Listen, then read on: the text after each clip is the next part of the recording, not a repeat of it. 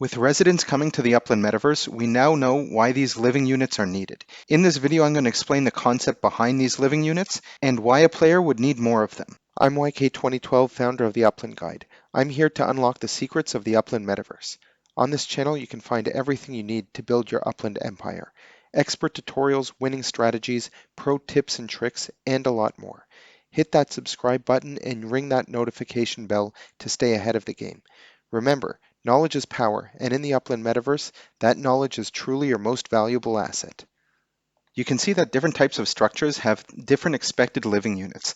Like an apartment building, you would expect to have much more than a luxury modern home, because many different families can live in an apartment building. But it's not going to be other Upland players who are going to be occupying these buildings.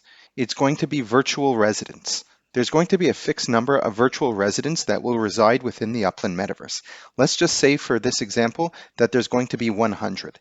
These 100 residents are going to be living across all of the metaverse in all of these buildings. Now, I bet you're asking yourself, why would someone want to live in my structures as opposed to someone else's? Just like in the real world, you have more popular cities, and within those cities, you have specific neighborhoods that are more popular, and within those neighborhoods, you have certain streets or areas which are in even higher demand. And the same is true in Upland. And this is all part of the neighborhood draw metric. This measures the ability of a neighborhood to attract residents who want to live there. For people to want to live in a neighborhood, you're going to need more than just residential houses. You're going to need things like fire departments, grocery stores, cafes, meta-ventures, transportation, and a lot more. If you want to learn more about this, check out the link in the upper right-hand corner.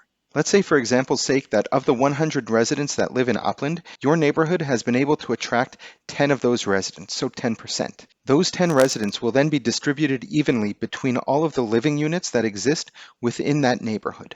And all of this is going to change on a daily basis, because as different neighborhoods build more structures, they're going to be able to attract more residents. Another thing that's important is that within your neighborhood, you're going to want to have a variety. If you only have grocery stores, or if you only have apartment buildings, that's not going to be enough to attract residents to your neighborhood. Think about where you live in the real world. The same is true. If you don't have a variety of services and things to do in your neighborhood, it's not going to be an attractive place to live.